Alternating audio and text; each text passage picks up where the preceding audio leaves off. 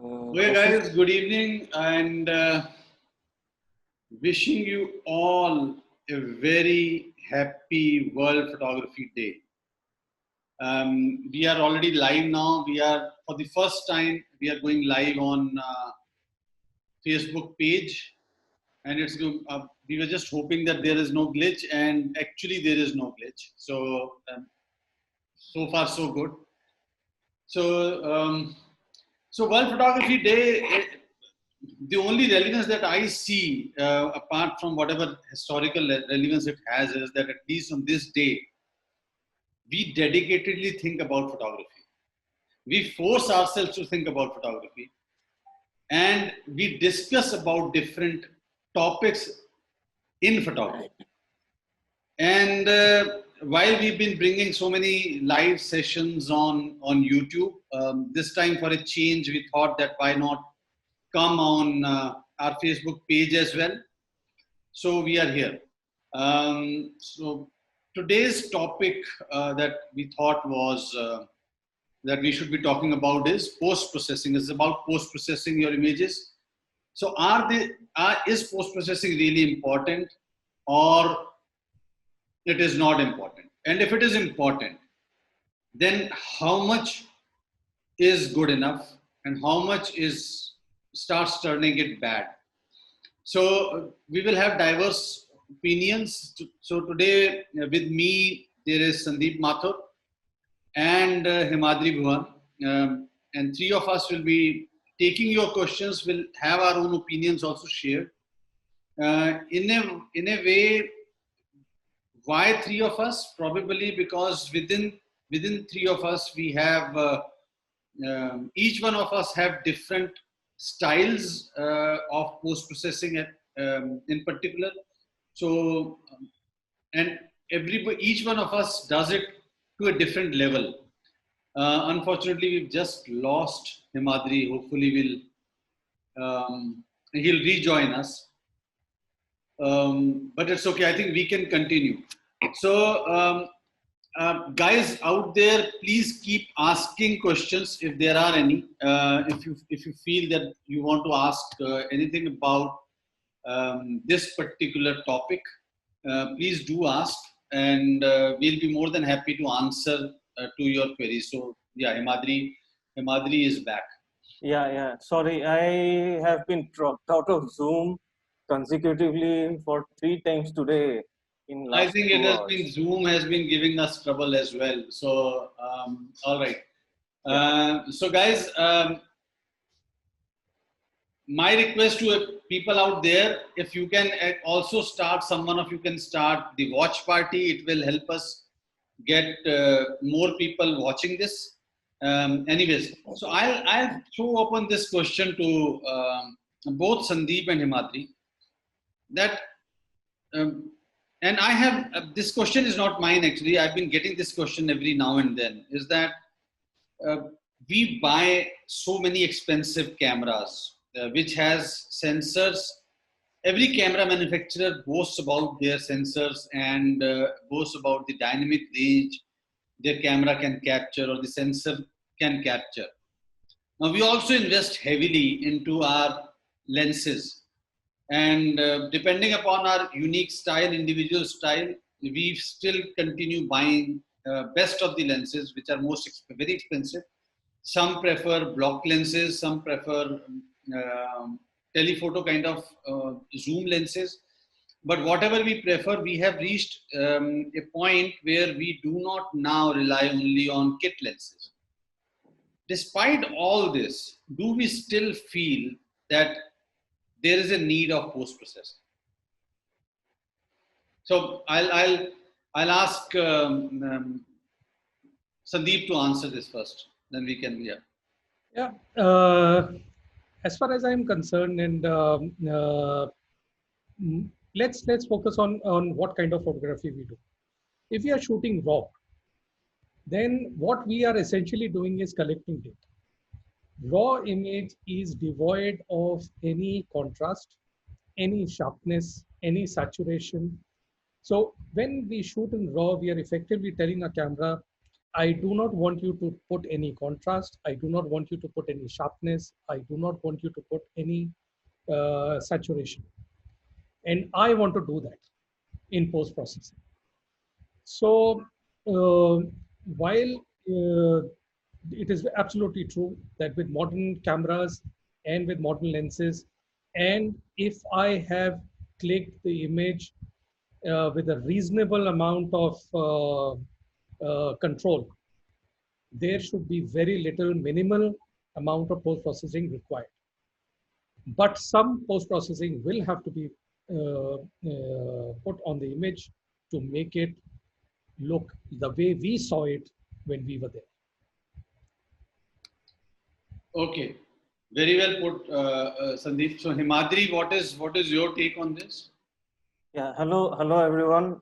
Sorry I got dropped. So happy World Photography to you, all the viewers, Jassi ji, Sandeep ji, aap dono ko bhi, and all the Exploring Light team members and the page members as well.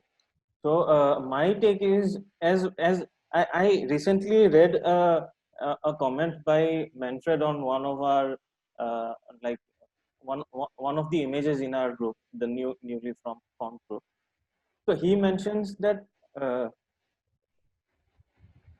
it's my vision. Okay, first of all.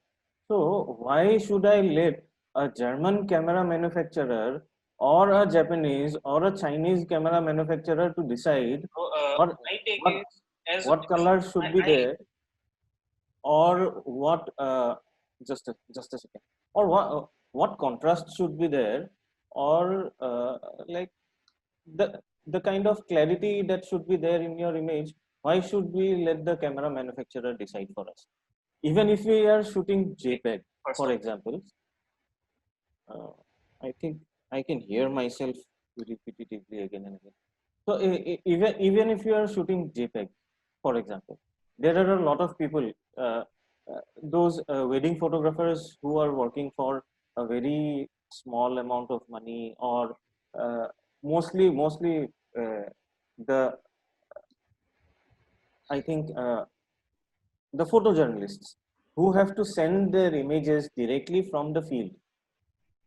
There are quite a few photojournalists who will say ki whatever is coming out of the camera, I'll like I'd like to send it over to my editor so that the editor can work a little bit on it and then like send it off for publishing, whether it is printing or whether it is presenting it in the like digital platform.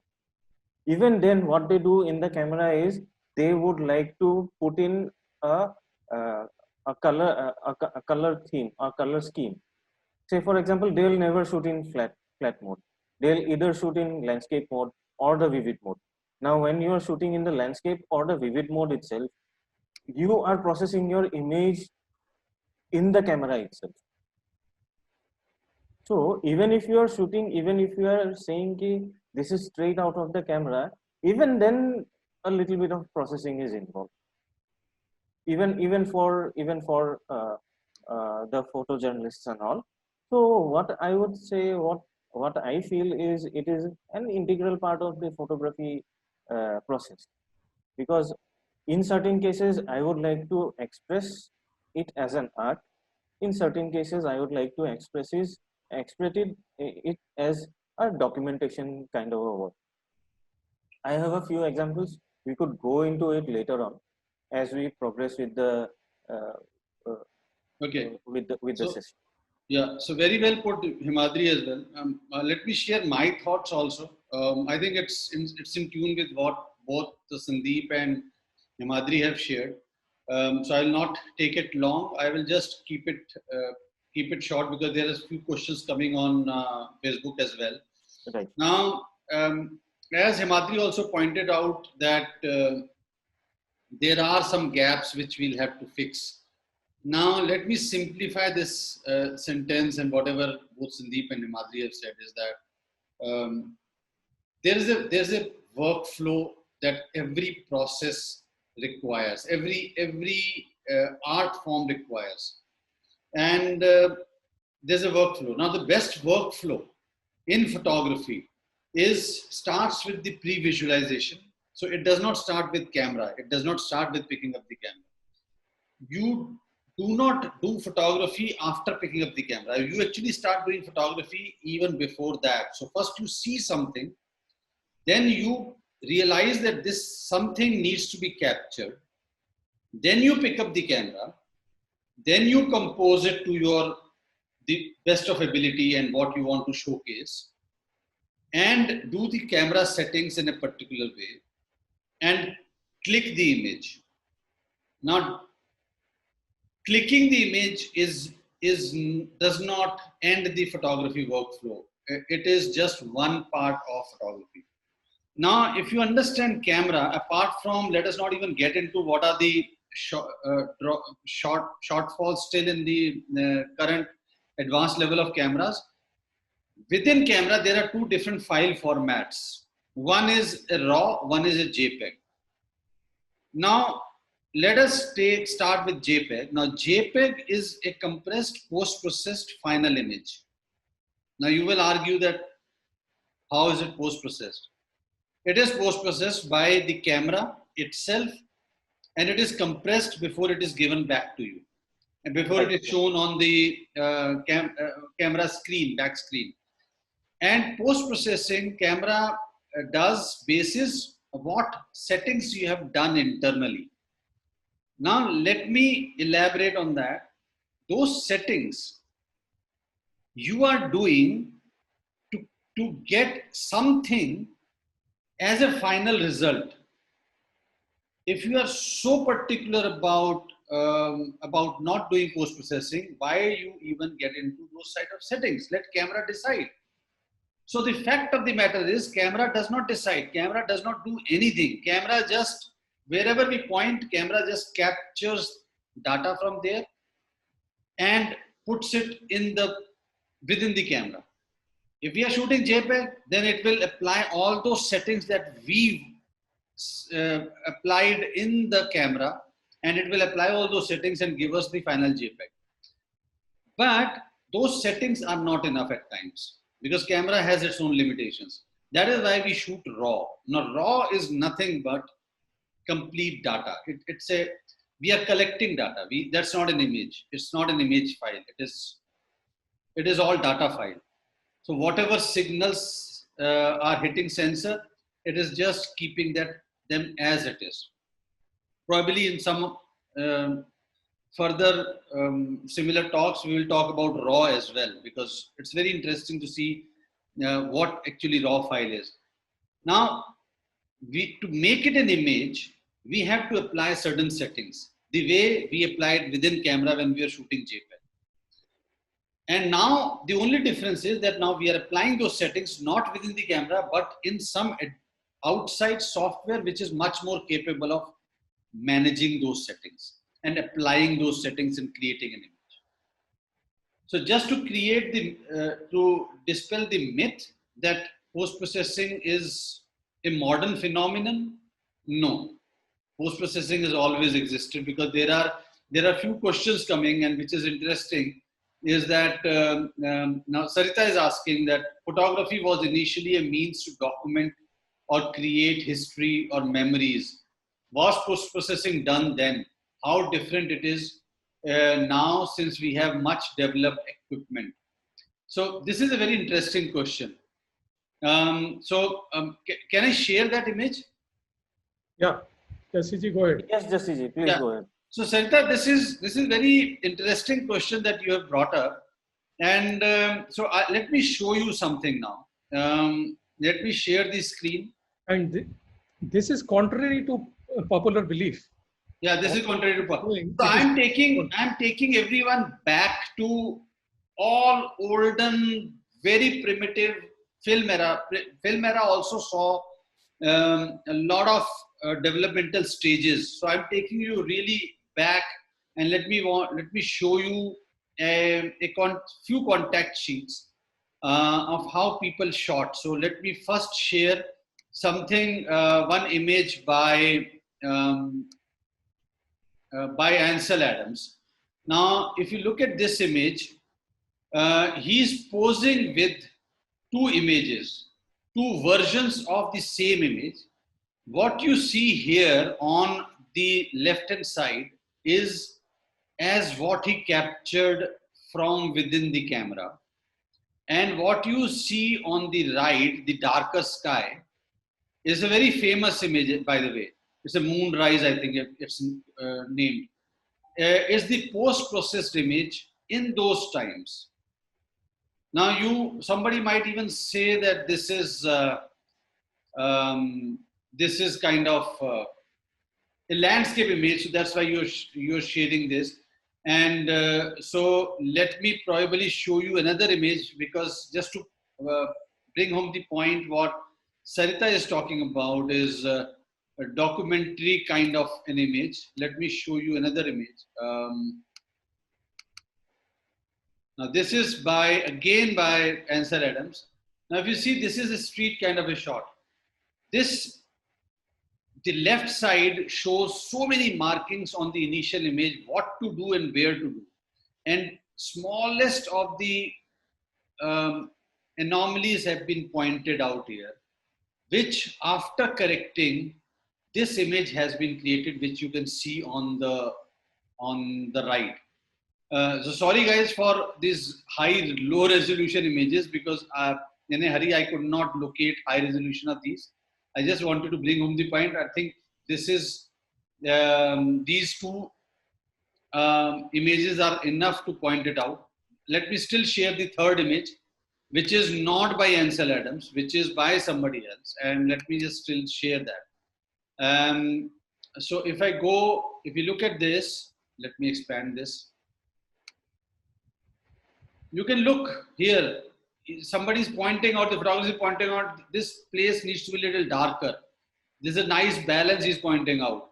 -2 is something written. So there are a lot of markings here, which are to direct the developer and printer how to manage this shot and get the final shot.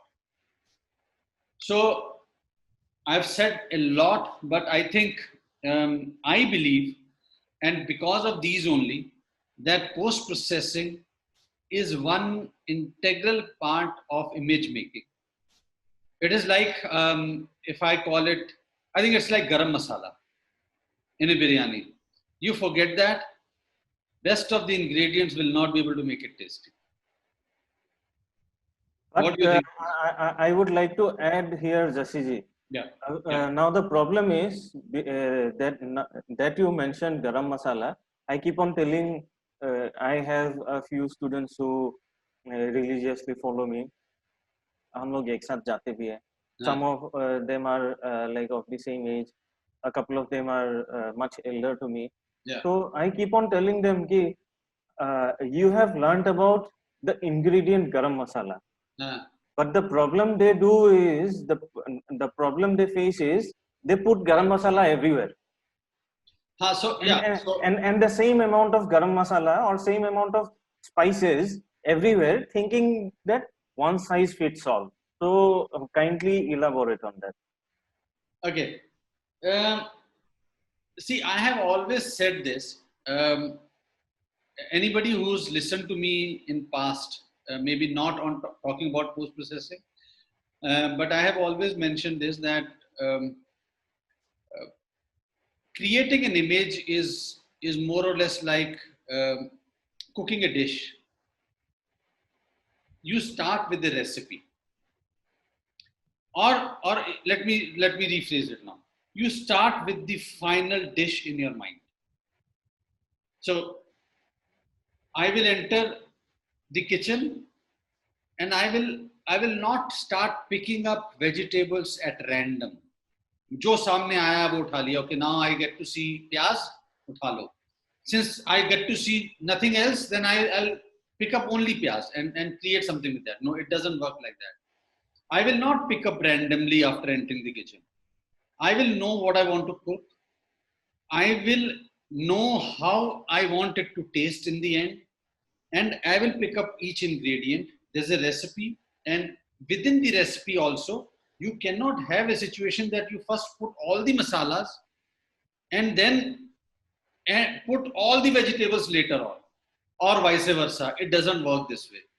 you have to somehow follow these steps, culinary steps, to create a dish, what it is, how it tastes, and all. Similarly, in image making also, there are steps. And within post-processing, there are steps. Every step, at times, one step which we use in a particular image is not at all used in any other image. It all depends upon what you want to create. Now, this process takes time. So, garam masala to be added everywhere, I'm sorry, no. It was just a metaphor. I can give another metaphor. कि आपकी दाल कितनी भी अच्छी बनाई है तड़का फिर भी लगाना पड़ेगा नहीं तो बीमारों वाली दाल लगती सो सो मेरे लिए वो तड़का है but I would want to ask because there are many questions which we'll take up but I want to ask Sandeep I've seen Sandeep your imagery over a period of time in last couple of years has drastically improved. I've been a witness to that. And I'm sure that it would have been both by virtue of your thought process, your vision, your in-field execution and post-processing. But we'll still want to keeping the discussion focused around post-processing. Please share the entire thought process that you went through and keeping in mind post-processing in particular. Yeah. I think there are three legs to photography. And any photographic image has to stand on three legs. One, we must have a nice exposure. That is paramount. You must have the equipment, the camera, the lenses, and the knowledge to take the right exposure.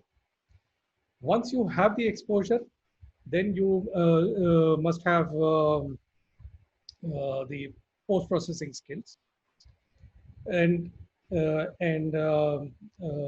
let's call it two legs, standing on two legs. So one step is taking the image. The second step is post-processing. Usually people find post-processing to be the more difficult step. And I think if you have noticed a change in my photography, it is mainly toning down everything. I came from the HDR era where everything had to be oversaturated. It had to be it needed a lot of details. So the only idea was to train the eye to believe that less is more. The less you do, the more better your picture is. So that is the only mantra that I have followed in the last 3-4 years to tone down. Oversaturated images will get you a lot of likes initially, but you are essentially destroying your image. Okay. So very well put. I think that's the essence of whatever he's mentioned and the way he's progressed. I've seen it. I've been a witness to that. And it is visible in his images. So anybody who's not seen the older part, you can go to his Instagram or even his Facebook page and dig out his old photos. You will know. And I think that's not true only with him. That's true with almost every one of us. When we have started posting images on social media, those still remain there. We don't delete it. So you will see the transition happening. Himadri, what is your take on this? I totally agree with whatever Sandeep ji has mentioned. So, in order to just give it context visually, would you like me to show a few images please. So that it does not mean that it is the right way, but what I want to say is, or what I want to show is, this is how I work when it comes to processing images or when it comes to photography as well. So just hold on a second.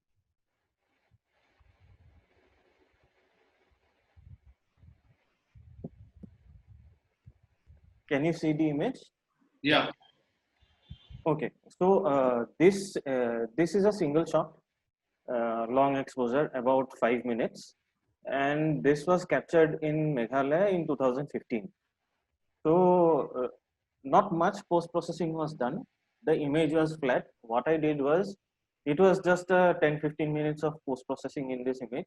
So what I did was to retain light here and then reduce light everywhere else, so that the eye goes into the uh, towards only the two main subjects, which is the lightning and the faults here. So and this was back in 2015. In 2015, I used to do grungy post processing, so I reprocessed this image after our sessions in exploring light with the masters of photography, like Manish Bhai is there. Then we had Enrico Fossati, we had Ryan Dyer and all.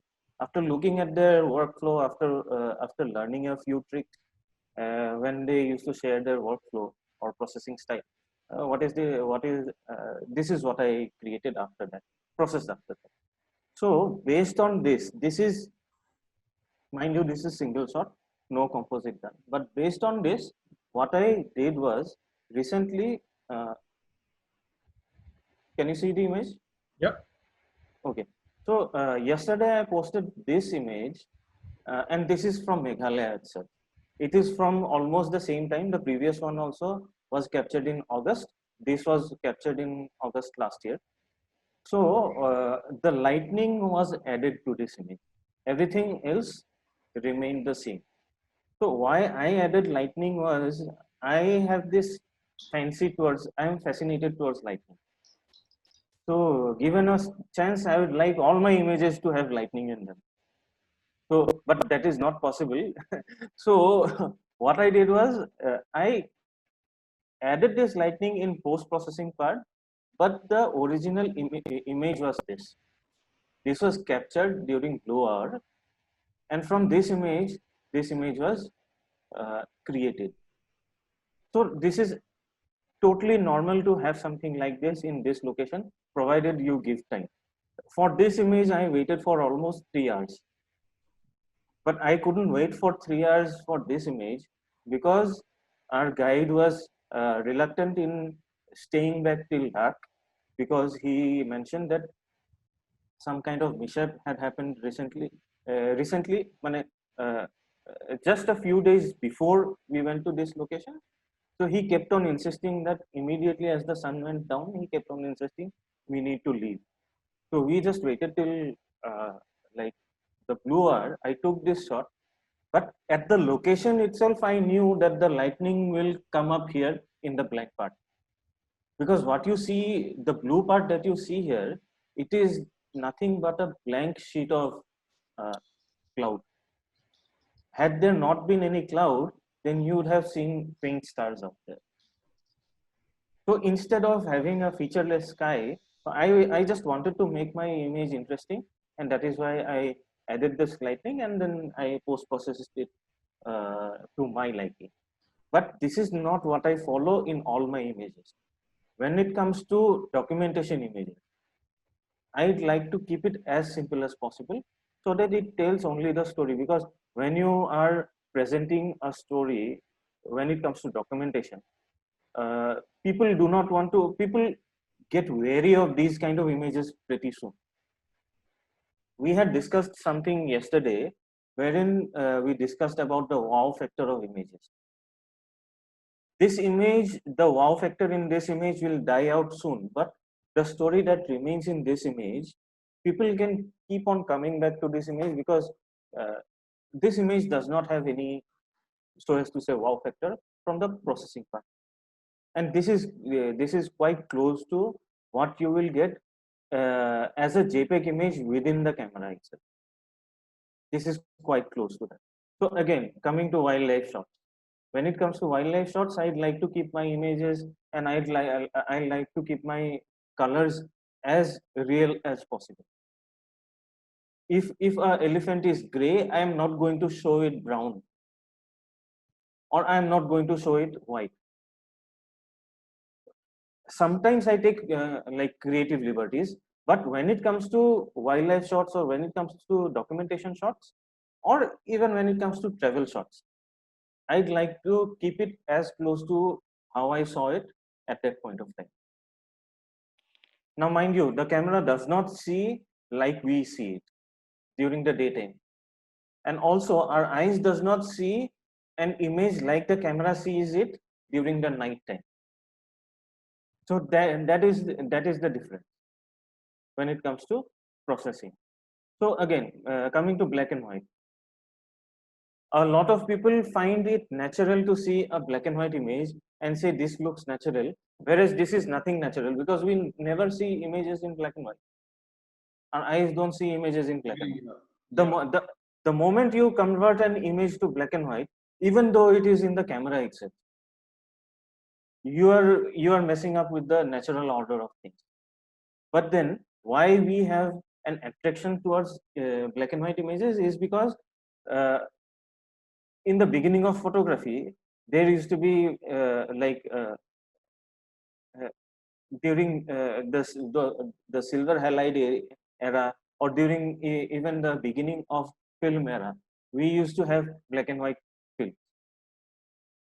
Color films came out much late. Now again, when it comes to when you speak of color films, the Kodak film, the color output will be different. The Fujifilm film color output would be different. The Agfa and all those things, all those films would have different colors, even when you are shooting the same shot at the same point of time, same scene at the same point of time. Again, why I am attracted towards black and white, because not many people work on it, and I'd like to show the character of image, a character of a location through black and white images. Similarly, this one, again, travel shot, which was early in the morning. And coming to post processing, what is very much important is maintaining the blues. The moment your blues become highly saturated, it hits your eye. So the saturation and the hue in blue is very important for me when it comes to post processing. So I'd like to work on that more rather than working on any other colors. And finally, what I'd like to show is this image is straight out of the camera. This is a raw shot. Now, if you see, this image is chaotic. Now, if I have to show this image as a documentation shot, then what I'll do is I'll just work on the levels a bit and leave it like this. But my landscape images are the images where I would like to express myself creatively, and that is why I went on to make it something like this, where I had an even color tone, even color palette, so that, and also I removed the chaos of the extra light which was there on the sides of this living room bridge. So these are a few images, so we could take up our discussion forward with this. Thank you, Himadri. That was really insightful. There is one question which is, I think, very valid question in everybody's mind in the beginning years of photography. That is by Dr. Just a minute. Let me bring. Yeah, Ramamurthy ji. Ramamurthy Palani Raman.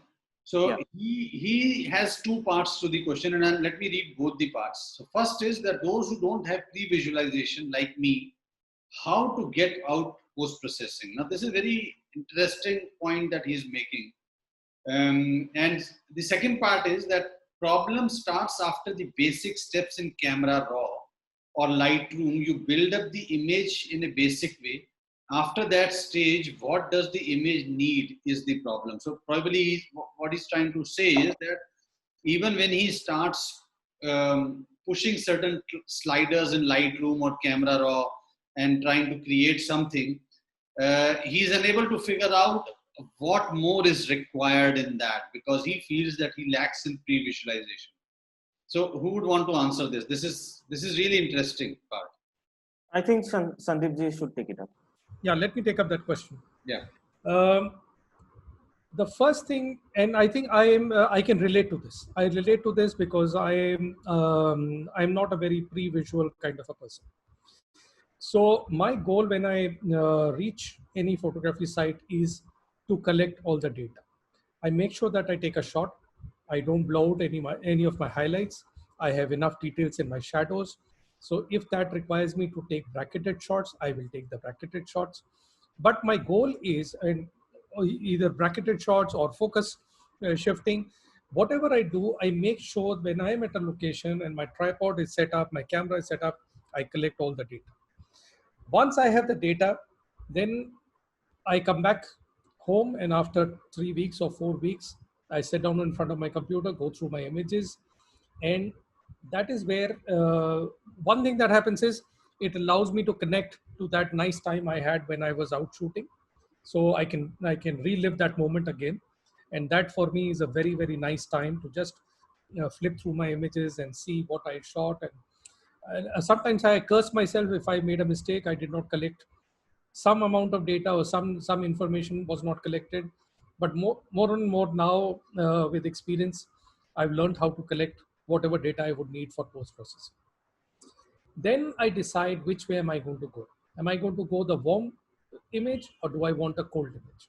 And that is how I start playing with the color balance. So there was the white balance. So there was a question by Mr. Yogesh Bhatia about white balance. So maybe this will answer his question also. So my approach is to start off with a neutral balance. Doesn't matter whether it was a sunset, whether it was a night shot, whatever image that I shoot, I start off with a neutral image. It is neither leaning towards the magentas, neither it is leaning towards the greens. So neither it is leaning towards the yellows or the warm light, or neither is it leaning towards the cold colors like blue. So I start off with a neutral point. And once I've decided that, okay, this image is going to be a cold image, then I start pushing the sliders, but always very slightly at a time, one step at a time, never going to the extreme limits. So I think for doc, I think the best solution is collect all your data, come back, and then decide how you're going to post process it. I'd like to add to Should I show an example? Should I yes, show? yes, please, Okay. Sandeep.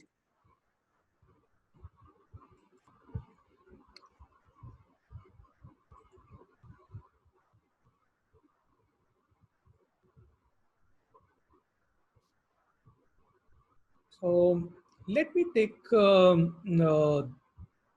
this image. This has done well in a lot of social media, and it's been published a few times. So this is my final image of a night in Amsterdam. And the way I took this image was that I took a very long exposure to smooth out the water, and I took a shorter exposure for the highlights, which are the windows, so that I could get the details in the windows. So that was the trick. And I just have my long exposure here. I don't know if I can see the, yes. No, in fact, this is not my this is not my long exposure actually. This is my shorter exposure of 20 seconds.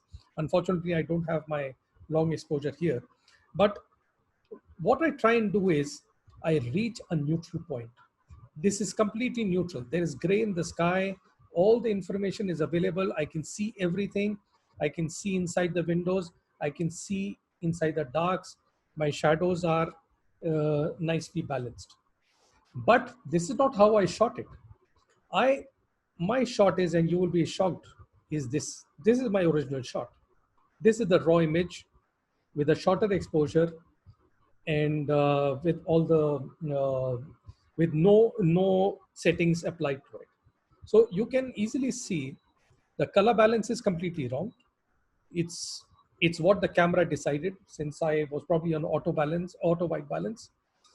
It's quite dark, and there is no details in the shadows. But what I've done is I've managed to capture the details in the windows.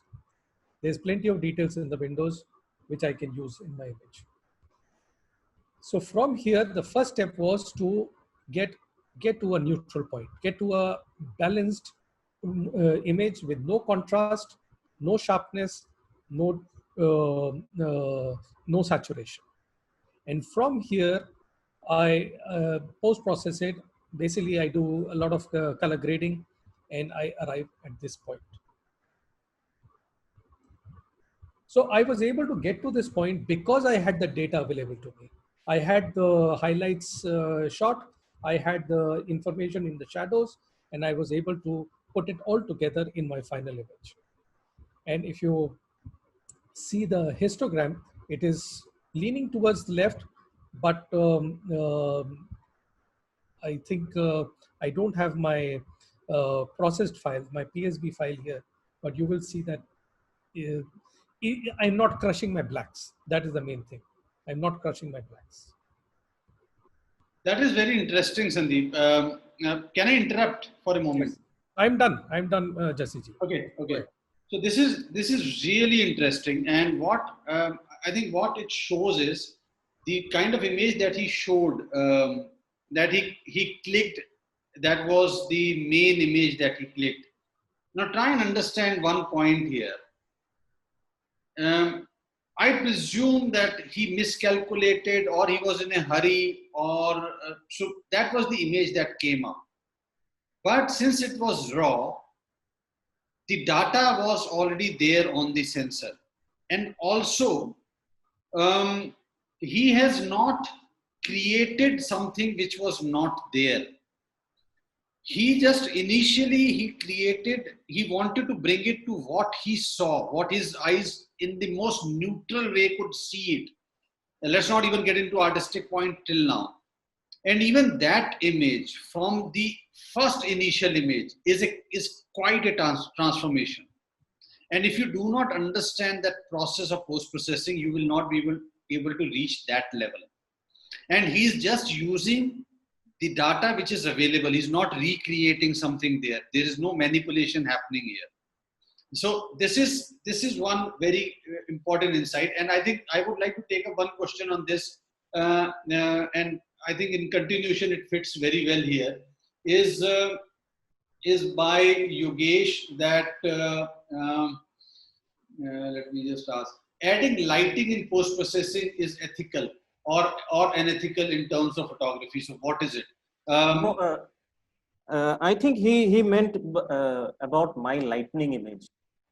Is it lighting or adding? Yeah, lightning. He mentioned about my lightning image. Lightning. So okay. So I'll let you answer that. But let me take this as a lighting and probably recreate one question at our end only. I think that is important for probably for people to understand. Now there are two aspects to photography. Now we all say photography is an art, and art is subjective, and we hide behind this very strong line, sentence or statement to hide our incompetencies also. ये तो मेरा art था, आपको पसंद नहीं आया तो मैं क्या करूं? So I somehow feel that when till we are trying to justify everything in the form of art, we are trying to do something, a huge injustice to our own talent. We as photographers should be very, very clear what do we want, what line we want to toe. Now, giving one small example here, Himadri has shown lightning being added. It's his art that he created, merged two images to showcase his vision, his artistic liberty that he said. And if you go and check his description on Facebook when he posted that, and if you've not seen that, I would recommend that you go out and read that. He's very clearly mentioned that this image it does not exist. There are two images. This is his vision that he saw. And today also he mentioned that he got inspired by one real image that he created, and he wanted to recreate something. Nothing wrong in it. As far as you know what are you doing and why are you doing, and you do not hide it. You do not pass it off as a single image. Nothing wrong in it because it's art. If you ask me, will I do it? I don't know. Till now, why I'm saying I don't know? Because there's always a paradigm shift that might happen tomorrow. So as of now, if you ask me, I have not done that. I don't enjoy doing that. There's a different reasons. Let's not get into that. Sandeep will also answer something like this probably, but I'll also ask him. But am I wrong or is he wrong? I think nobody is wrong as far as we are true to ourselves, true to the art we are creating, and true to the audience who are seeing it. We are not passing off a bluff. Till then, everything is right. Now, again, sticking to what Sandeep showed is very interesting. And I'm talking about the imaginary question that I misread that lightning, so I read lighting. So people create lights also, artificial light also. Again, going to that, there's nothing wrong in it as far as you know why you do it. But I have a point to make. I just remembered one thing. Post processing could be uh, one important means to bring out the depth perception in the image, because um, all our images are two-dimensional. What we see is three-dimensional. So our eyes, when we are there, move into the scene naturally, automatically. We feel the depth in the scene. But any image is missing the depth. The depth is missing in the image. So how do you create depth perception? Through light painting, to selective light, you create a visual path. So how do you create that? Through dodging and burning. And if you still want to understand why dodging and burning, is it ethical or not? There's a quote, beautiful quote by Ansel Adams, that dodging and burning are the means to correct God's imperfections with tonality, with tonal values, something like this. So he's trying to he's trying to blame it on God that you are imperfect, so let me manage it here. So, Sandeep, what would you say about this whole thing? What even Yogesh has asked: is it ethical or unethical? Lightning, adding lightning, or creating a composite. I think for somebody like Himadri, because he is so open about it and he is not hiding anything, he makes no bones about it that this image, not every image, this image I've added an external element which was not there. I have no problem with that. Once somebody that statement or that disclosure takes away the ethical question out of it, in my view. My problem is with people who do these who do this manipulation and try and hide it. So they have a beautiful church and they add the northern lights to it. I have a problem with that. Or there is a beautiful waterfall, a very, very famous waterfall. We've all shot it, and somebody adds a Milky Way and tries to hide it. And not only that, I have a problem if they show the Milky Way in a position that it does not exist.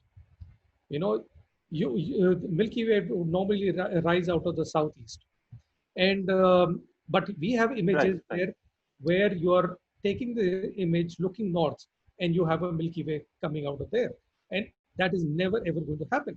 So I'm going online, I'm doing some research about photographing a particular location, and I see a beautiful Milky Way there, and I get all excited that oh, okay, I'm going there, I'm going to take this waterfall with the Milky Way, but Milky Way does not exist there, and that is called misleading, and I don't like that.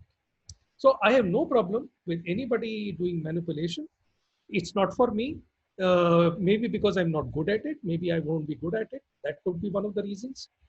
But as long as there is a disclosure, I am absolutely fine with it. I have no problem at all.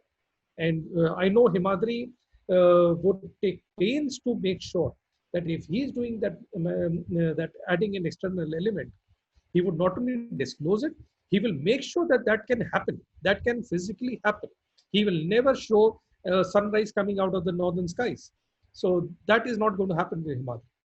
So I mean, yeah, totally on the same page with you, Sandeep ji.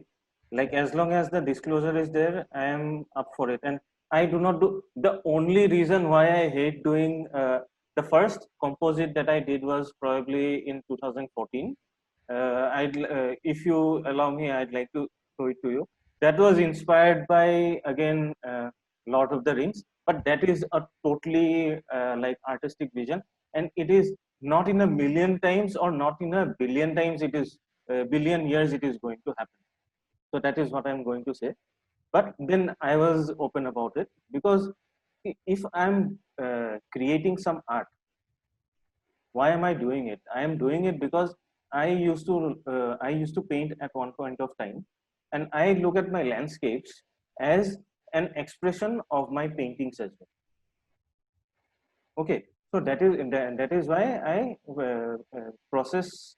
Uh, Sometimes I heavily process my images.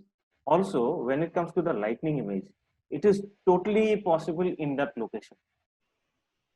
If you are there on the right time, and if you give enough time, probably you'll have to go and wait there for 2-3 days during that particular season. But you run the risk of getting washed away with the heavy flow of water, because out there also there is the risk, that risk, because where you are standing, it might not rain there, and it's raining heavily upstream, and suddenly the water rises. So those kind of risks are there. So what I did was, it was just a vision, and I put it there because I know somebody at some point of time will definitely shoot a lightning with that tree at that location someday in the near future. Probably that will inspire someone from Meghalaya itself, or outside Meghalaya as well. But that is totally possible. And again, as Sandeep ji mentioned, if you are shooting up north, there have been people who have put the star trails in the southern direction, pole star and the trails, circular trails in the southern direction. It is not going to happen in a billion years. It is never going to happen unless the this axis changes its location or place, and the pole star changes for us. Geographically, physically, physics, from physics point of view, it's not going to happen at all. So I think that should answer the question. I think that I think beautifully. there is also, Jassi, sorry to interrupt you, but also there is I mean, it's a very difficult, and it's a separate topic by itself. So where do you draw a line? I mean, is dodging and burning unethical? Is adding a reflection unethical? Is adding a light bleed unethical? Or is adding a lightning unethical? I think it's a separate discussion. It's a very wide topic, I think and yeah, what you're is separate right, but rights and wrongs here. discussion for that. Your voice is dragging. Sandeep? It's okay. Are you able to hear me Yeah, now? yeah. So I think there are no rights and So wrongs. my It's about individual perceptions, and yeah. this whole idea of these kind of sessions is not also to force some all of you to think like this. We Yeah. are talking about from our own experience over a period of time, and there are still people who believe in something called purism. To me, the only thing that is pure is raw, because even JPEG has the settings implemented um, and kind of affected to create a final image, which camera finally gives us. So that even that is not pure. The purest form of anything that we get, that we use a slang for, is SOEOC. Actually, should be used for raw, because that is what is straight out of camera. Nothing done to it, and then later on you use it to create what you want to create. Now, there is something very interesting. Ramamurthy Palani was saying that how do you really create the vision? Though Sandeep has really answered it beautifully, I would like to simply add here that it's a process. Like photography is a process, like everything in life is a process. Even right from the word go, a child is born, and when he starts crawling, there's a process. And from crawling to he trying to balance himself or herself, and then trying to take first step forward, there's a process. At no point during this process, till this age that we have come to, we give up. We get to the belief that no, we can't do it. We continue to believe that we will do it. And we learn the ways. Some things come to us naturally, some things we learn from external sources. There are some people who are so skilled that they don't need to even go to any workshop, any kind of tutorial, and they will watch one video and they will know even two steps beyond that because they are so visionary. I am not like that. Probably none of us are like that. So we learn and we commit to learning, and then we give ourselves time also. I think this is important. So all I can say to everybody out there is go through that process and be prepared. Kind of convince your mind or stay convinced in your mind and heart and soul that it's an integral part. Until you learn this, probably you will never be able to reach that level. I'm not saying that level in terms of my level, or Sandeep's level, or Himadri's level, or somebody else's level whom we brought on YouTube. No, your own better level, your own skill enhanced level. I think that is what is. That brings me. I will only add. I will only add this, Jassi ji, that I think all photographers owe it to themselves. I use this word, owe it to themselves, Absolutely. to teach you that photography post processing skills. You definitely need it. This is my two cents on this subject. Yeah, I think what you said is absolutely right. Is that why did I pick up the camera in the first place? And if I'm satisfied with what I'm doing, actually, even this session is not required. And I'm not saying this to put you down. Believe me, this is the way it should be. And I should be able to stand for my own beliefs. And then I should not be bothered about why my images are not getting more likes. And I should not be bothered at this stage. Why my images are not commented upon. Because all these things are based upon when I'm talking only about my own self, then how am I bothered how others are responding to it? So, well said by Sandeep that we owe it to ourselves. And that is why I started enhancing my skills. I started putting in efforts. And so every one of you are doing that. And that brings me to one more question that I think that I should ask both of you, Sandeep and Himadri, is that how do you, I have my own way. So we are, and I think this is going to help many people out there, that we start with post processing, we start with certain sliders. Is it when you want to fix saturation, you fix saturation, fix it, and then move to the next thing, and then you don't look back at saturation slider? I'm just giving an example. Or is it a step by step process? And how do you decide? The second part is how do you decide when to stop? So can Himadri answer this first? If I feel like my eyes, if I feel it that I have done enough, the image looks good enough. So there is no particular like scale key from 1 to 10. On a scale of 1 to 10, the raw is 1 and the final product is 10. And every time I have to reach 10 to stop. No, it does not happen like that. Sometimes it is, I'll stop at 5 if I feel comfortable enough. Sometimes I will go on to 10. So sometimes, as I mentioned, also for me, processing is dependent on the kind of image or on the genre of image I'm looking into. If I am creating a document, if I am creating a documentation, a story, which concentrates on probably about an event. about a cultural event which is going on at some remote location. So I'd try to show those images as cleanly and as clearly as possible without going too much into processing.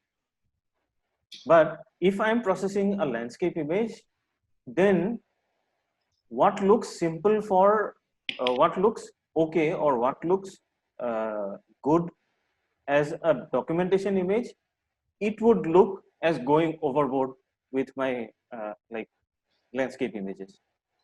Similarly with my wildlife images, if I am concentrating on black and white in my wildlife images, then I'd go a little further than what I'll do with when I'm processing my wildlife images in color.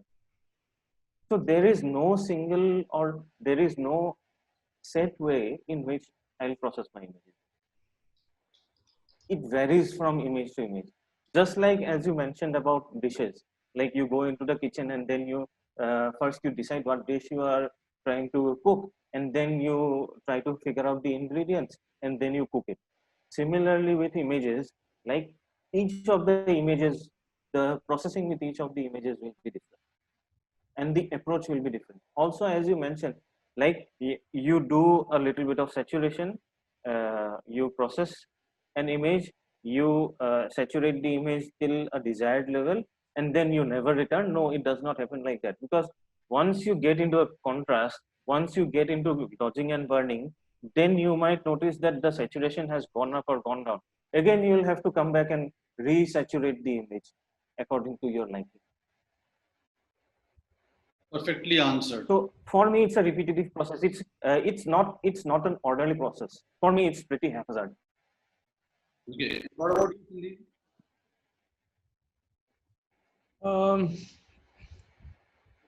Sandeep? Like I mentioned before, that I'm not really a very visual person. So I needed to have a workflow.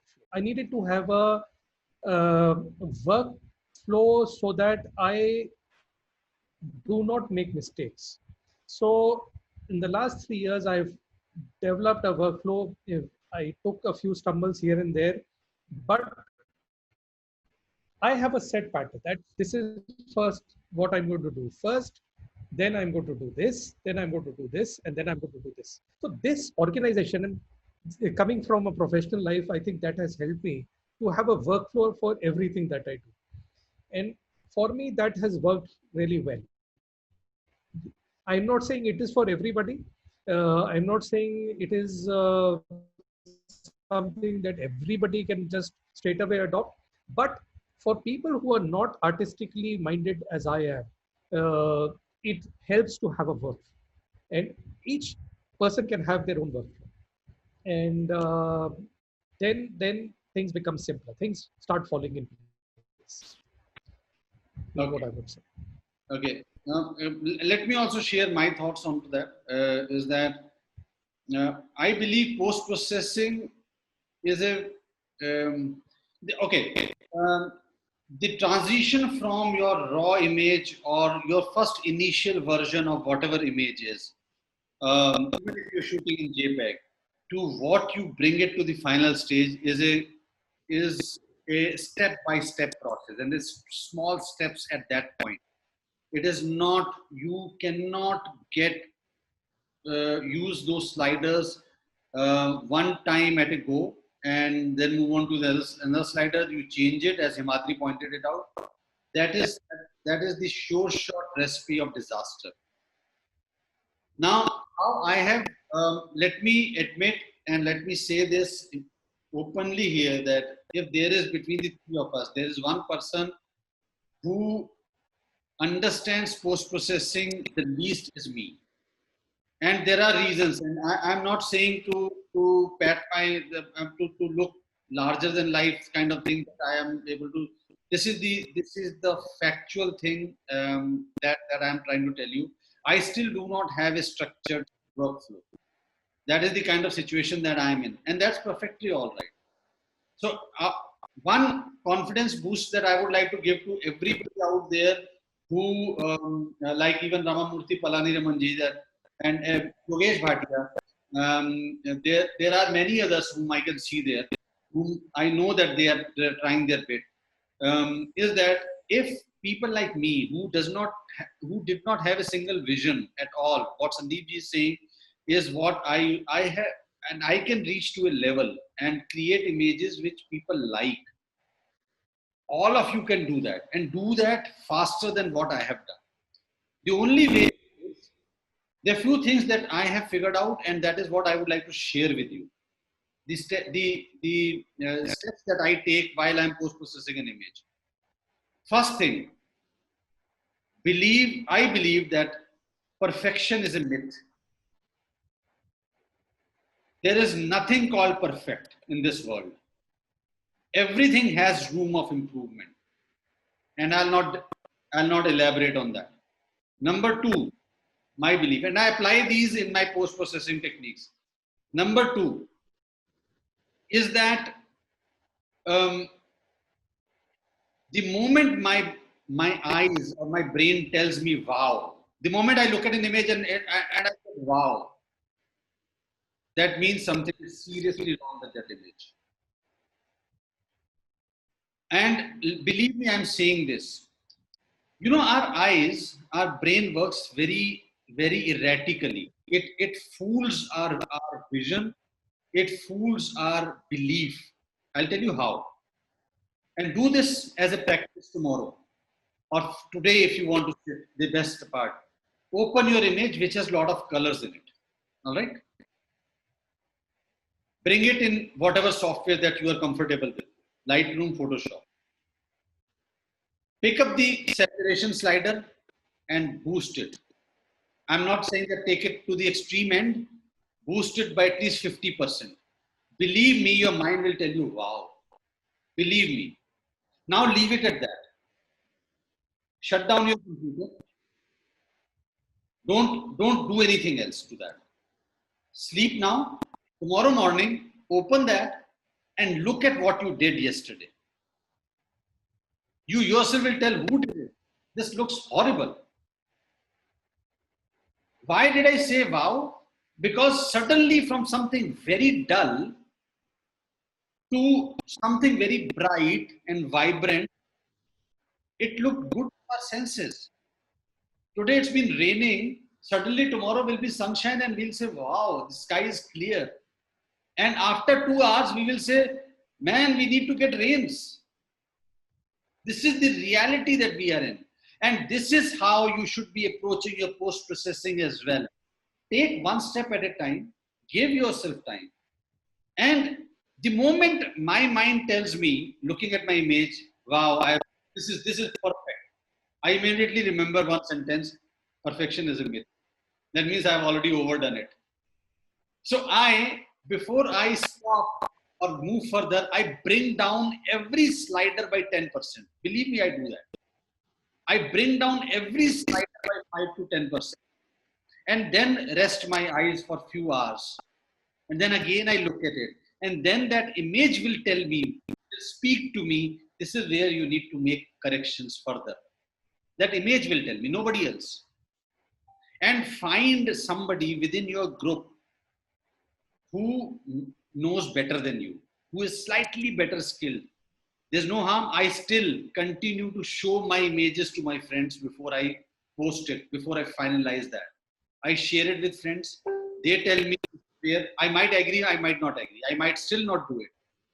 But chances are high that in 90% of the steps that they share, I implement them and my image suddenly becomes, because we get into box thinking. You see, you are working in a particular way. And after working for an hour on your image, your mind stops looking beyond that workflow. So these are the few steps that I take, and that has helped me a lot. I'm still very, very erratic. And believe me, when I'm saying erratic, it is really erratic. There's no particular thought process. Yes, I know at the time of clicking that this is how I want the image to look. That is what I know. That is what I've learned a hard way. But when I sit in front of the computer, I know from A to B I have to go, but which way and how, I struggle. And it's perfectly all right. It's perfectly all right to be that way. So, keep this subtle. It's better to underdo than overdo. And give your eyes some rest before you take the final call that that image needs to be shared or not. There have been many times that I have spent many hours into one image and I have discarded that. That is perfectly all right. That's a part of learning curve. Anybody wants to add something? No, but I just want to take up the point that Himadri made, that different genres of images will require different level of editing. Yeah. And by level, I means how much processing is required. For a portrait or something document, maybe just a couple of sliders will do it. Just setting the white balance sometimes is just enough. And if it's a landscape image, it's a sunset. You want to give free rein to your artistry. You want to free rein to your mind. Go for it. That would be my suggestion. Just go for it. Absolutely. Absolutely. Right. There is a question by Sarita. Please explain, can a good composition can be curved through post-processing to lead the viewer's eyes to see a beautiful view? Who will answer this? Should I? Let me Sandeep ji. first you go ahead, then I'll give my point. Yeah. Go ahead, Jassi ji. Okay, me. Repeat that question again. I don't want to answer it. Yeah.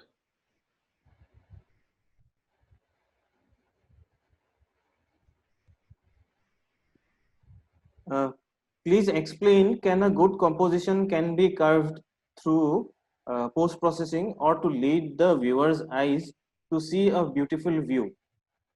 Okay, now there are two aspects to this, Sarita. One is that have you included those elements in your image, first of all. Now I am going back to the visualization part. I'm not, when I say visualization here, I'm not talking about the visualization of how this image will look later on. I'm looking at the visualization of what you want to create. So, I'm trying to digress slightly, but I think I will bring home the point gradually. You've seen cinematographers. How do they look at the? You would have seen. This is how they approach. You know what they're trying to do? They're trying to limit the vision and trying to figure out what was that they liked in that scene and which particular frame works the best.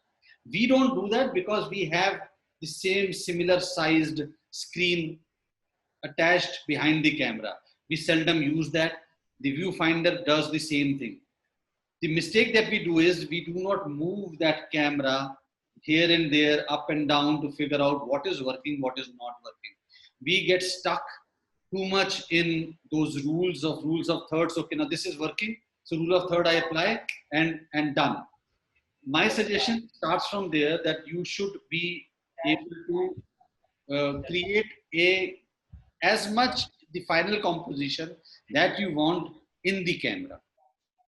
Because I don't like discarding pixels later on. Now the answer is, if you have included the elements required to create the final composition in the image, then yes, you can achieve good composition through post-processing by cropping out certain areas, by through cropping, repositioning your main focal point in the image to a certain point, keeping it at a certain point and discarding the other points, creating the visual pathways by creating that light slightly towards your point, maybe adding some spotlight onto that. I'm just thinking aloud. There are many ways. Yes, you can do it, but no, if you've done blunder at the time of composing. So then it's a part of a digital artist to add those elements later on and maybe even create composite. So having said that, nothing is right and wrong. You should know what you want to achieve. If you're a photographer, then I would, and you do not want to really divulge too much into the extreme level of post-processing like photo manipulation or compositing, then you should stick to creating reaching at least 80 to 90% within camera, and then 20% going through post processing. So just to add what to what Jassi ji said, and to answer a little bit what Saita was asking, uh, I think we all will agree that composition is king.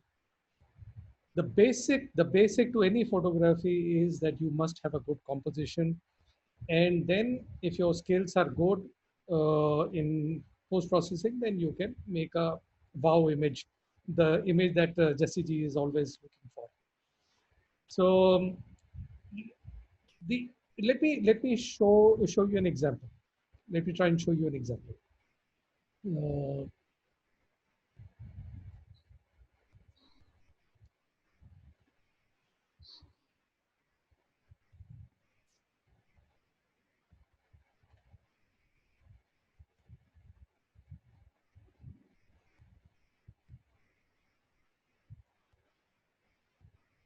so this is an image that I took this 2019 January, and I was in Amsterdam on a very cold day, and I went straight from the I drove straight from the airport to Zanzibar to try and get this image, and I was there on a miserable day. It was absolutely grey. It was dull. It was there was no light, and I took some shots, but I came back without anything substantial. I decided to go back the next day, although my plan was to go somewhere else, but I decided to go here again just because I didn't get the shot I wanted. And as I arrived there early in the morning, I was the first one to get inside, and it was dark. This was the shot I took early in the morning, and there was nobody there. I was fortunately all alone, but this was the shot. Again, nothing great, no great light, no gray skies, but because the composition was decent, I first edited in RAW. I made it flat the way I described it earlier. I made a flat image, and from there, you can just use your imagination and your skills to arrive at an image like this. So if you tell me that post-processing is unethical or lying, well, I would not be a photographer if I was not allowed to do this. I would just not have images. Nobody will want to see an image that looks like this. And the whole point is that you have a nice composition. You can add the light. You can direct the view of the viewer to what you want him to see. This is my main subject. You make this more colorful. The grass here is being desaturated so that the attention is not drawn by anything else. You focus the viewer to your main subject, which is this little cheese shop here, and that is how you play with the mind of the viewer.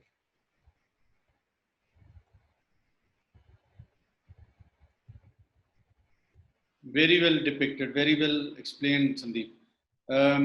This is, I think,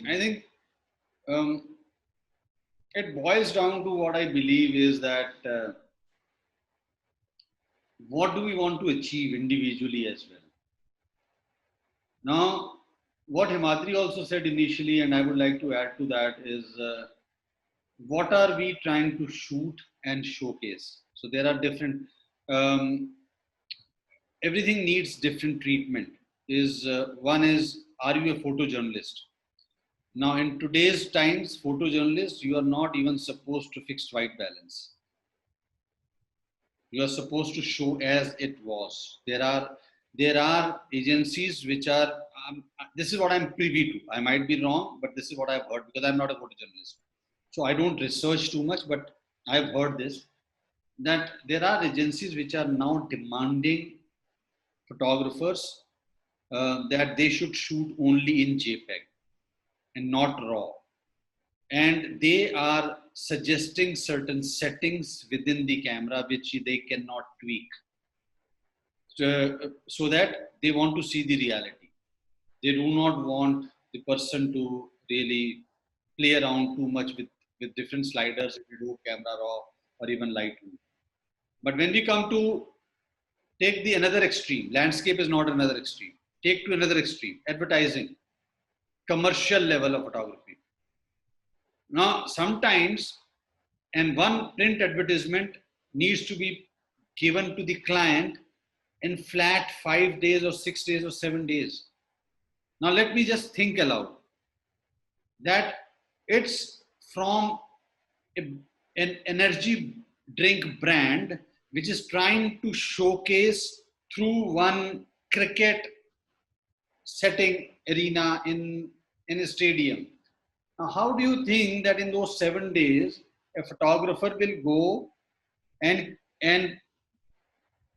book a stadium as well, book the models, train them, they go, they play cricket, and the photographer shoots and he creates and delivers it? Virtually impossible. It's not possible. Then what do? They pick up bits and pieces. Probably, and I am aware of this. I'm picking up this example because I'm aware of one such story of one award-winning advertisement. Almost 7 or 8 years back, it came, and I don't have it with me to show you. The stadium shot was taken maybe 7 or 8 years back. The ball shot was placed in Photoshop. The sky was shot somewhere else, and he created, entire image was created sitting in darkroom in front of the computer. That's the need. Now, there they don't ask, they don't debate whether post-processing is required or not. We debate because we have the liberty to debate. And then comes something like landscape. And within landscape, there are normal landscape, there are documentary landscapes also that come on calendar shots, just depicting the way things are, not changing anything. They might look good, but they stop there. Then there is fine art. That is where I put my vision. And fine art, within fine art, has different levels.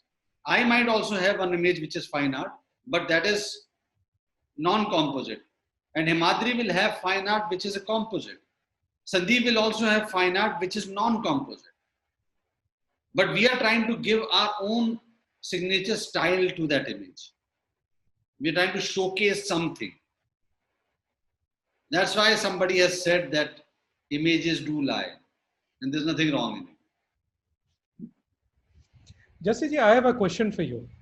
You Well, are, in my opinion, one of the finest black and white photographers in this country. So when you go out to shoot, you are in front of a composition, do you have this vision that I'm going to turn this into a black and white, or does this happen later on during post-processing? No. I would not lie here. My almost 50 to 60% of the times I decide at the point only. And to justify, if I have time during creating, while clicking the shot, if I have time based on the weather conditions and I believe that it is not going to change for another 10 minutes or so, it's going to remain as it is, then I might even change the picture style to black and white and shoot one image to figure out whether I'm thinking right or not. Most of the times I don't get that liberty. By that you mean the color profile in your camera? Color profile in the camera. So picture profile in the camera to black and white to figure out my thought process is right or wrong. Sometimes we don't get that liberty. The scene is too dynamic to wait for me. And that is when I go by my hunches. So then my settings are I shoot at least 2 to 3 images. One, that if my thought process right now is not right, and I might have to still create a colored image. So I will click that accordingly, and otherwise I will click as per my black and white vision. So what is different? What is different? If you have decided to shoot a black and white? I don't do I don't do, let me reveal another thing. This is the first time when I was in Slovenia with Sandeep, the first time I ever tried exposure bracketing. Now, I was thinking whether I should reveal this or not. So I'm revealing it. I don't do. I'm a very very lazy photographer. I try and play with one image. Now, when I'm doing that, it becomes very important that my mind tells me, thought tells me that it has to be black and white. Now, my exposure in one image has to be in accordance to that. And I tend to slightly, depending upon the lighting conditions, sometimes I have created black and white of an image which was shot in highly overcast conditions, and sometimes I have created black and white which was shot in high uh, sunshine contrasty conditions. So based on those conditions, I will decide my exposure settings, and minor, but I still want to have something right now, and then later on take it to do it in post processing. But this kind of thought process is not easy. Let me be honest. I have really worked hard to do this, and I'm still not 100% right. I'm not there, and I don't intend to be there. I have learned whatever I want to till that point. I'm not even now bothered whether I should be enhancing this kind of skill further, working on this or not. I have other things to work on. So as in Slovenia, our last tour, I did exposure bracketing. So I'm learning that now. I'm blending and all. I'm learning that. So I think everything has its own way. And okay, let me say something. And this is what should go good for everybody out there. Is that, you know what I did? There are too many things to do, all right, to achieve. I did not touch. I saw that, okay, now these are the 10 points that I have to learn to enhance my skills, take my skills from this to this. I just filtered them out based on what I can do at that point of time, when I was looking at things. Okay, out of these 10, 5 is strict no-no for me right now because they are too time consuming, or there some other reason that I will be unnecessarily wasting my time. So I stopped working on that, and I worked on things that I felt were under my control and better, easily achievable. Even if by doing that, I am easing out my thought process, I am easing out my burden that is on my shoulder. इतना सीखना है से अच्छा इतना ही सीखना है, बहुत फर्क पड़ता है. I think बहुत फर्क पड़ता है. And जो बाकी नहीं सीखना था, वो आगे सीख लेंगे ना. The world is not yet over.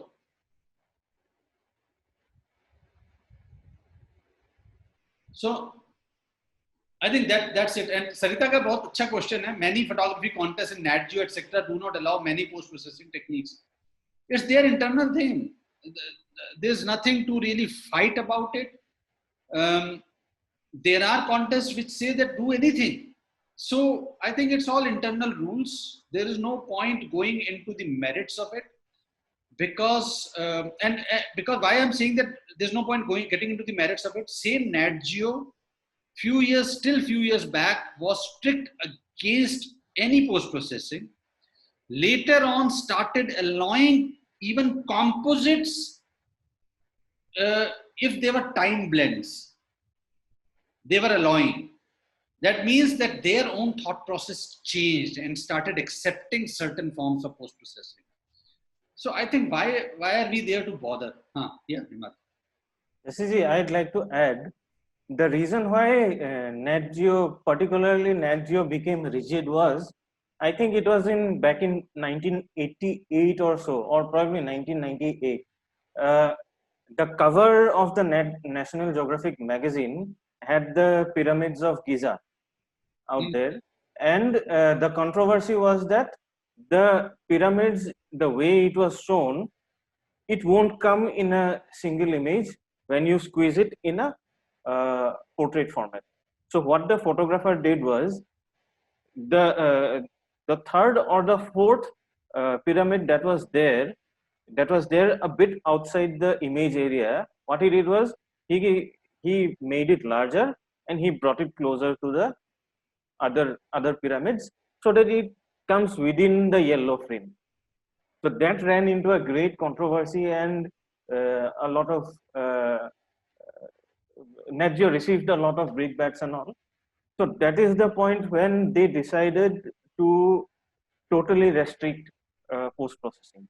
And then, as you mentioned, as they evolved, they have started allowing time blends, and there is this photographer, if I remember correctly, Steve Wilson, they ran a extensive feature by him, or probably a couple of features by him as well.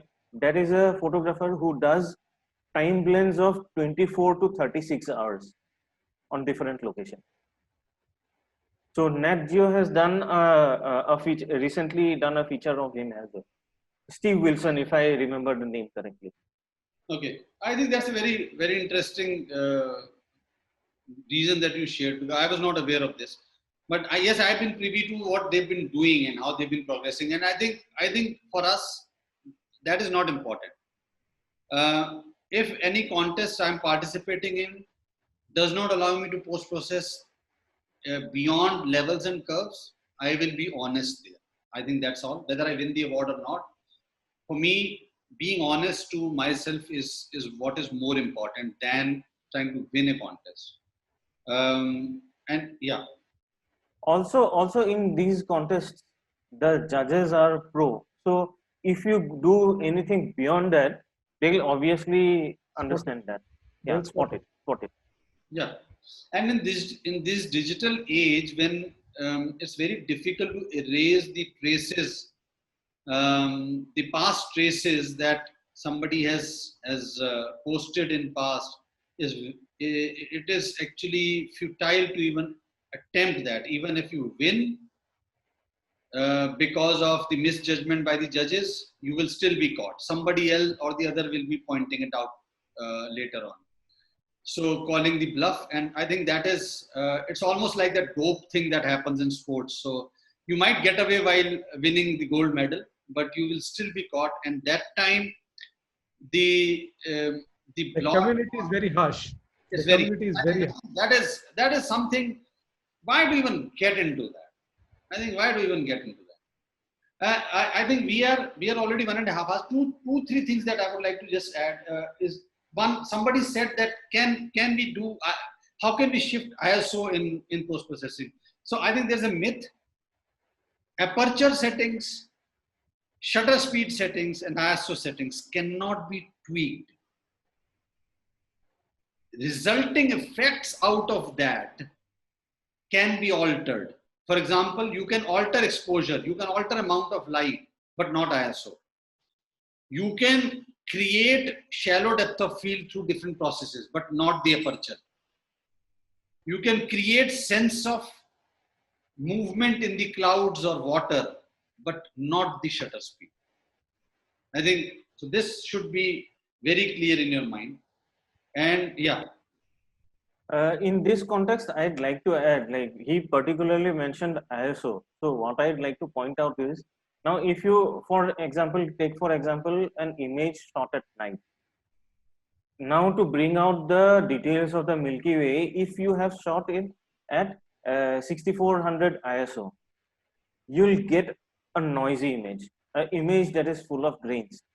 At the same time, if you shoot with 6400 ISO, if you shoot a star trail, that star trail image will be devoid of noise altogether. Why? Because the noise keeps on shifting in your sensor. It doesn't, because noise happens. Why? What ISO does is it digitally amplifies your image, brightens up your image, more ISO. So because of digital amplification, the grains and the noise keeps on shifting in your sensor. If at all, if you want a noise-free image, then shoot 4 or 5 images on the same setting and then blend them together in post. But then that makes the task even harder. Very well said. Very well said. I think we'll take up last 2 questions. One is by Sarita. I think that's the simple to answer for me at least. If you're beginning, I think the Lightroom is the best way out because Photoshop is complicated. Lightroom is almost intuitive. If you understand Lightroom, you might take 1 day to understand Lightroom properly, but then it becomes intuitive. You understand how things work within Lightroom. Photoshop is difficult to understand. So anybody wants to add anything to that?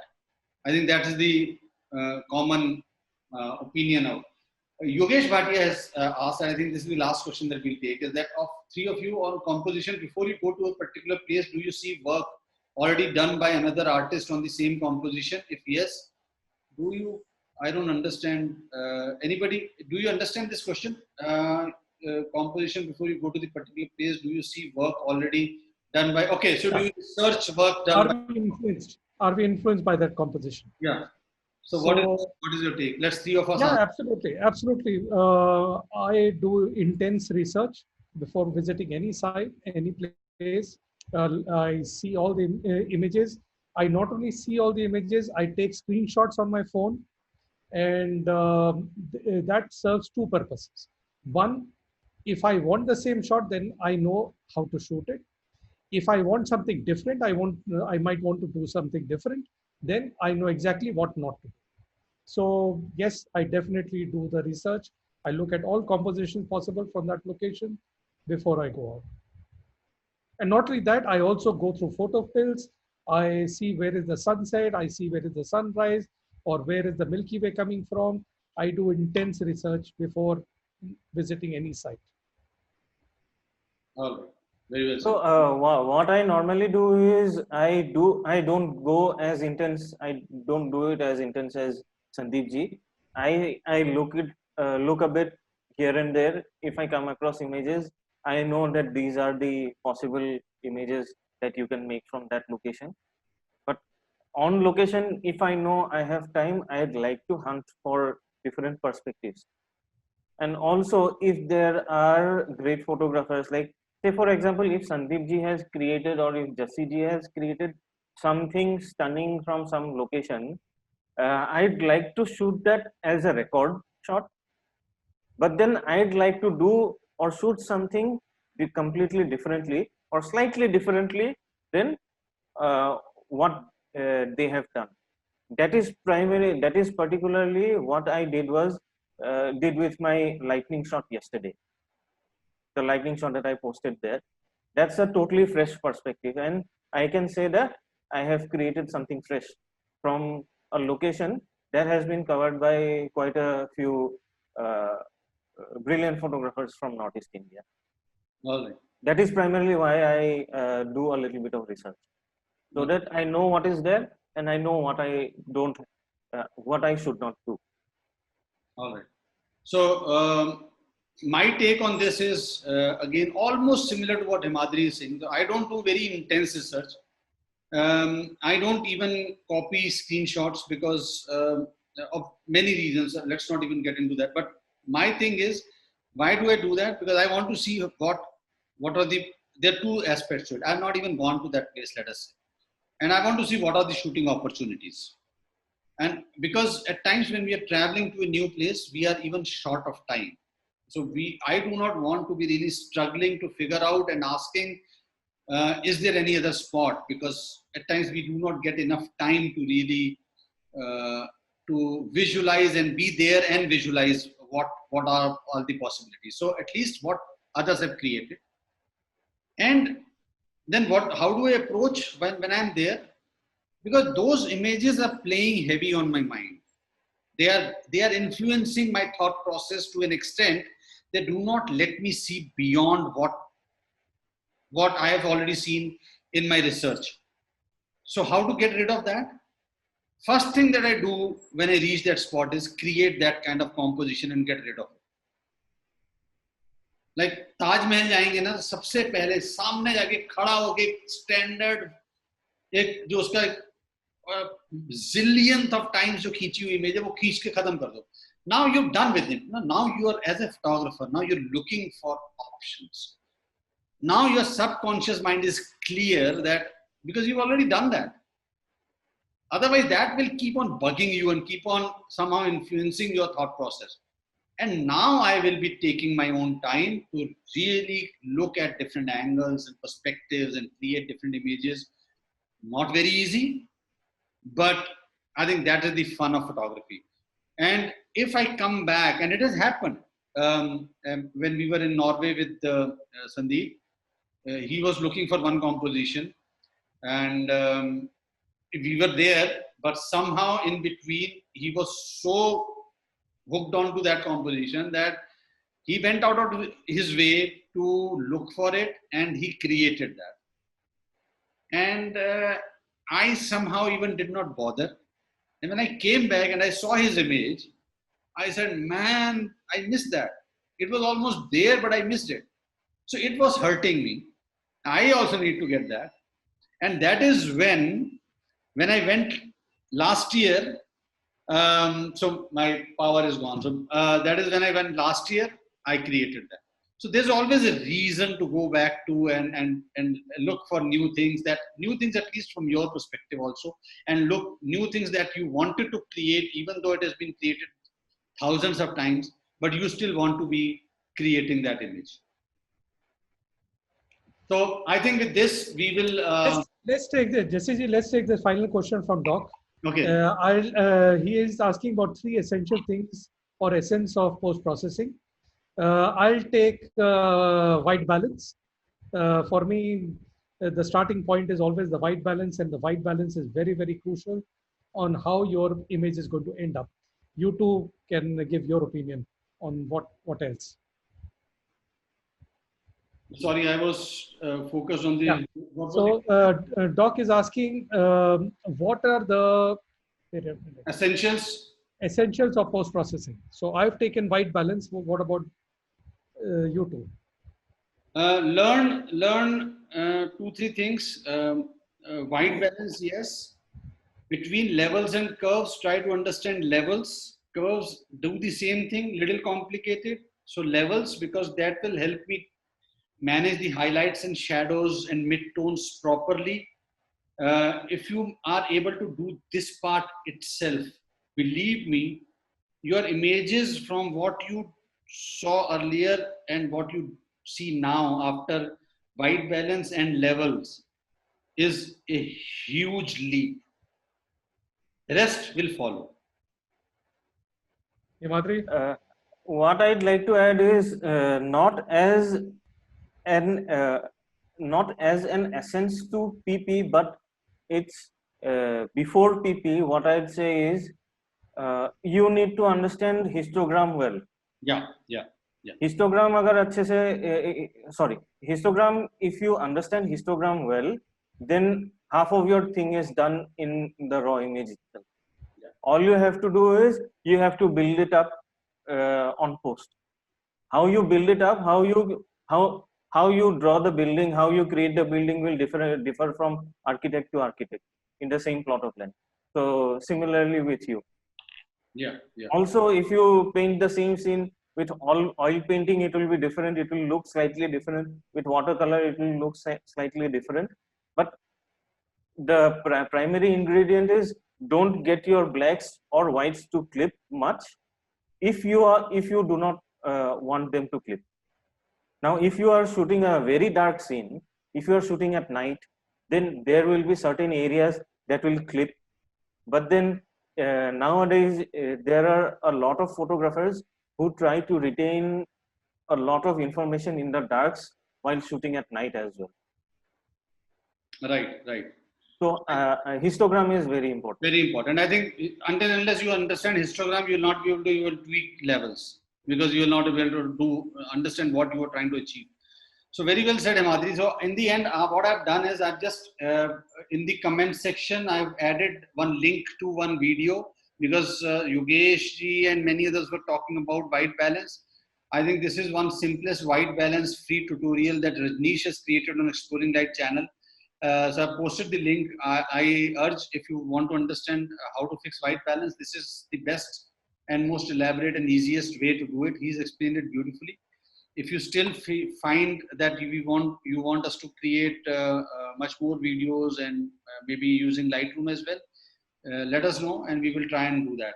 And thank you guys for being there. And I think it was as much a learning for three of us today as it has been for most of you out there looking at it.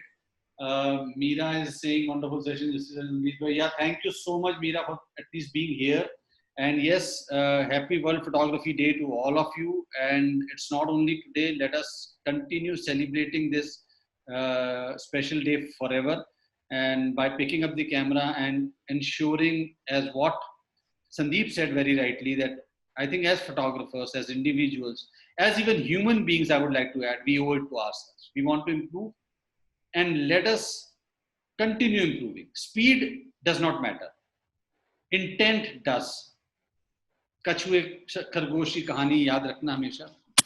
I think that's enough. So thank you so much. I think so we will say goodbye, and thank you for being so patient, and thank you for asking such wonderful questions. Hope it was useful to all of you. And thank you, Sandeep and Himadri, for joining. Yeah. Thank you, guys. Thank you. Good night. Bye. Bye. Good night. Good night. Bye-bye. Bye.